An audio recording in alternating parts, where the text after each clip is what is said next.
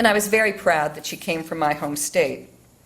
I continued to follow Peterson's career from afar, particularly during the early 1970s when I attended the University of Michigan, and she began to take a leadership role in the women's movement. As fate would have it, late in her life, Peterson moved into the same retirement community in North Carolina where my parents lived, and I had the great pleasure of finally meeting her in person. A decade after that, I reached a point in my life when I was looking for a new project that would be intellectually challenging and personally satisfying. And I decided that trying to capture the life of this relatively unknown political pioneer might be the answer. And if I needed another nudge, it came from the words of David Broder, the Dean of Washington political journalist with whom I had worked at the Washington Post. Early in my research, I came across a column that David wrote in December 1970, when Elly Peterson stepped down as assistant chairman of the Republican National Committee. He said of her, "It is, I think, accurate to say that her abilities would have earned her the national chairmanship were it not for the unwritten sex barrier both parties have erected around that job. Certainly her organizational talents made her views as respected and her advice as sought after among her colleagues in the party as anyone in the past decade."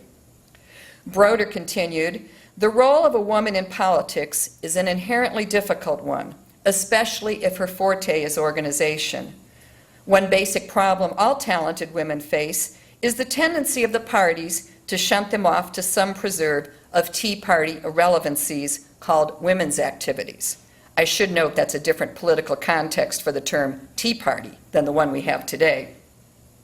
Broder went on, "Mrs. Peterson fiercely resisted stereotyping and by sheer energy and capability won her right to operate at the full range of her talents." Her colleagues back in Michigan also clearly agreed.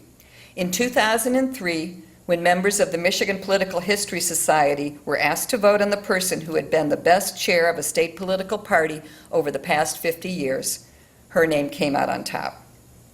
Still, Elly Peterson was a member of the greatest generation, a generation of women who knew that the way to get ahead in a professional world that was still dominated by men was to work very, very hard, be very, very good at what you did, and to a large extent, keep your mouth shut about the indignities you were forced to endure along the way. Elly Peterson didn't set out to build a career in politics. She said it would have made a much better story if she could have said that her family always debated politics around the dinner table. But, she said, it would also be a big fat lie. She readily admitted that she drifted into the Republican Party because her friends were Republicans and they put on the best parties. She noted of those days in the 1930s, "We wouldn't have known an issue if we met one face to face." She attended a secretarial school in Chicago and discovered that she loved everything about being a secretary. She loved people, she loved to sell, and she loved to organize an office. She was successful, she later reflected, because she understood the organization, and that was really my basic skill. She once told a writer, "A good secretary can learn the business as no other position can." During World War II, Peterson joined the American Red Cross and served with an Army field hospital in England, France, and later Germany. Looking back, she felt that those experiences were the source of her strong sense of patriotism, but they had not really had much impact on her political career. But those experiences undoubtedly shaped her in more subtle ways. She was able to observe firsthand how to lead men and women into battle and keep them motivated when they were weary and discouraged. Perhaps it is no surprise that she often referred to her campaign workers as the troops. And if you had slogged your way through the mud of wartime France, it was no big deal to crisscross Michigan's Upper Peninsula in the dead of winter, as she did so many times. After her wartime service and marrying, divorcing, and remarrying her husband, Peterson wound up living in Charlotte, Michigan. In her mid-30s, she had given up trying to have children, but kept active with little jobs and volunteer work. In 1957, one of her best friends persuaded her to drive over to Lansing and interview for a job as secretary to the new chairman of the Michigan Republican Party, Lawrence Lindemeyer. She was hired on the spot. Peterson's recollections of their office were characteristically feminine. It was indescribably filthy, Filing had accumulated for months on top of files, desks, tables, the floor, and everything was covered with dust and mixed up with old newspapers and other junk. When Larry said he needed me, he wasn't kidding. He needed me and 14 other potential charwomen to clean up the place and get it in some kind of working order. So Peterson pitched in to straighten things up.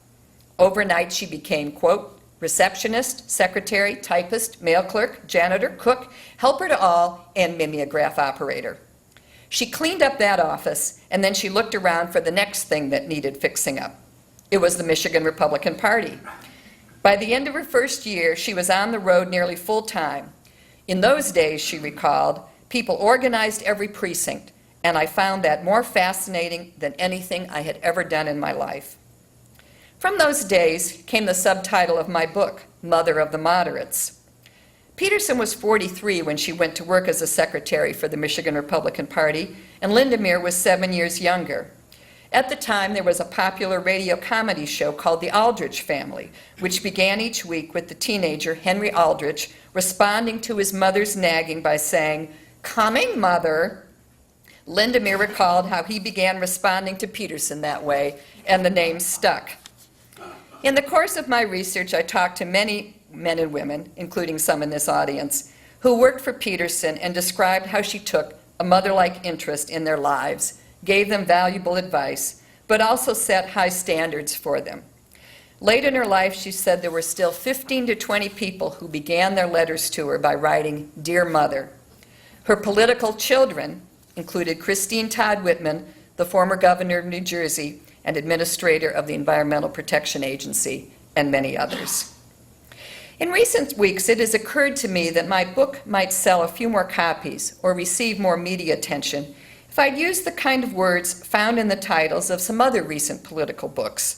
Words like revolt and rogue and troublemaker, or even something a bit more cynical like how to talk to a moderate if you must. Perhaps I should have used the provocative but tongue-in-cheek subtitle that Peterson used on her own self-published memoir, Confessions of a Woman Who Walked the Streets. Titles like that might ultimately sell a few more books, but I don't believe they would have been keeping with the spirit and philosophy of a woman like Elly Peterson. That's not to say Elly Peterson couldn't fight hard or even throw a figurative bomb if she felt the cause was worthy. But I believe her political fights were conducted on a higher plane than political battles are fought today. It was clearly a different time in our political history. In the 1970s, it was a time when Peterson could hold a high-ranking job in Gerald Ford's presidential campaign, and Liz Carpenter could work actively for his opponent, Jimmy Carter, and they could still happily share Carpenter's home in Northwest Washington during the final months of the 1976 campaign. Peterson ran a hard-fought campaign against Democratic Senator Phil Hart in 1964, but still the two of them retained great respect and affection for each other. Hart attended the party that celebrated Peterson's retirement from the RNC in 1970 and told a reporter that as a Democrat he hoped, quote, Elly's counsel will continue to go unheeded. As Hart was dying of cancer 6 years later, the two of them still exchanged affectionate notes. So Mother, the name that so many protégés and political friends used when they addressed her, seemed appropriate for the subtitle of my book.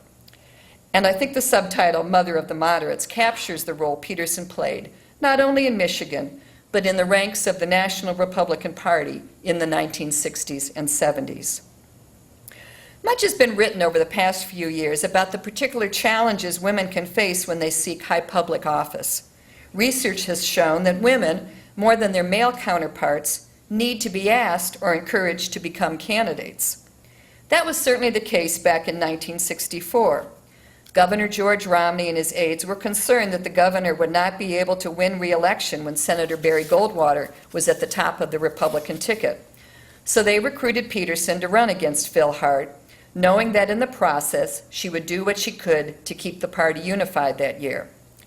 Despite her defeat, Peterson ran a very credible campaign. However, the press coverage of her campaign was often relegated to the women's pages and laden with images that would make us cringe today. For instance, a Detroit Free Press editorial that was headlined, millinery in States Ring, said Peterson was, quote, a straight-from-the-shoulder political pro who will be as hard to deal with as a wife who wants a new dress.